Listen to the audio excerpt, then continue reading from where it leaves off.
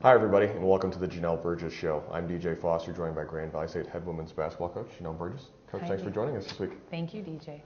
Well, a couple games to talk about from last week. You're now 12-4 overall. You're 8-4 in GLIAC play if you split 2 games in GLIAC play.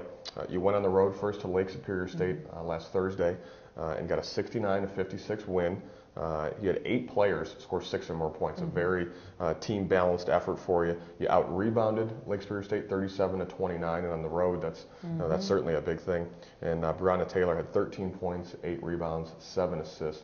But just a great win, top to bottom, for your team. I think anybody that knows anything about GLIAC basketball, when you can go across the bridge and get a W, it's always very exciting. And I thought our team played really, really well for the most part. I thought we found ways to grind out possessions when we desperately needed it throughout the entire game. And like you alluded to, I mean, we had 8 players score 6 points or more, and that's going to be tough for any team to be able to defend because you don't know where the points are all coming from. Sure. I thought Brianna Taylor maybe played one of her most challenging games in the sense of the defense that she saw. They were face-guarding her all over the place.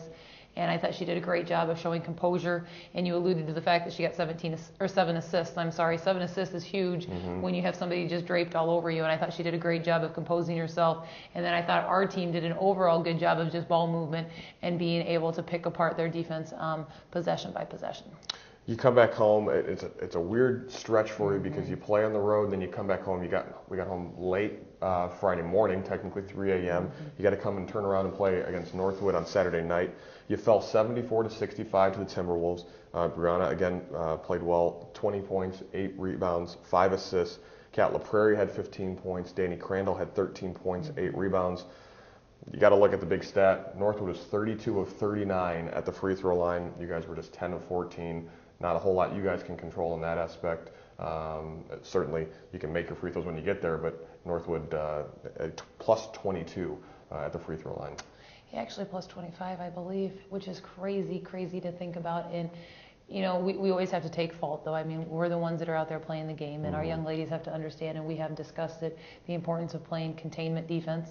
And Northwood, had to change their game plan relatively quickly because their leading scorer, their best shooter, went out the door with an injury right before our game got going, and therefore they became a very different team. They became a penetrating team, a single ball screen team, and I did not feel like we made the needed adjustments to be able to defend that ball screen, which we had just seen a week earlier, which was ironic. And we just didn't have that grit that I talked about against Lake State. I mean, when we were at Lake State, we had grit. We didn't back down. We found ways to grind out a possession here or there, or to maybe make that ugly offensive possession turn into something of beauty with 5 seconds left in the shot clock. Or maybe it was defensively, hey, you know what, we just got to contest shots right now. We can't let them have wide open looks. And I just felt like we didn't have that factor, especially in the last 12 minutes of that game against Northwood. And it got us. And any time a team goes and has 25 more free throw attempts, period, than your own team does, you know it's going to be tough to win. But yet, with that being said, I still think we had opportunities. We still had 19 turnovers, the highest amount of turnovers we've had all season. And we also gave up 74 points, the second highest amount of points that we've given up behind our game at Ashland. And for those of you that know us, we are usually very steady with our defensive presence against teams, and we didn't do what we needed to do, and it sucks. You have a tough stretch coming up, obviously, after you host Saginaw on Thursday. You go on the road for 4 games.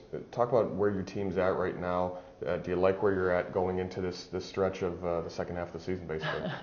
Yeah, we got 10 games left. We got 4 games at home, and we'll hit 6 on the road, I believe, if I have my math correct. And, each game is going to be huge. I mean, everybody gets to play each other another time. We haven't even talked about where the standings are, but with us just losing 1 game, we drop all the way down to 4th. But yet knowing that we play everybody ahead of us again at least once and almost all of them twice. And there's only 1 game that separates anybody at this point in time in so many aspects. So there's so much to be playing for, and I think our team understands that. And I think I talked about it even last week. I mean, it's the importance of believing that our team is very talented and our team is capable of playing tremendous basketball when we have the sustained, consistent energy for a 40-minute segment. You're going to bring that energy this week. You have Saginaw on Thursday night, a battle of the valleys at 8 o'clock. The Cardinals are 4-7 this season.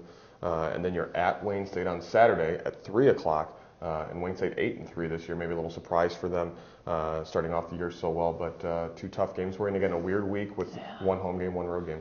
Yeah, we do have these weird weeks. We got 3 of them total coming up remaining yet in our season, including this week.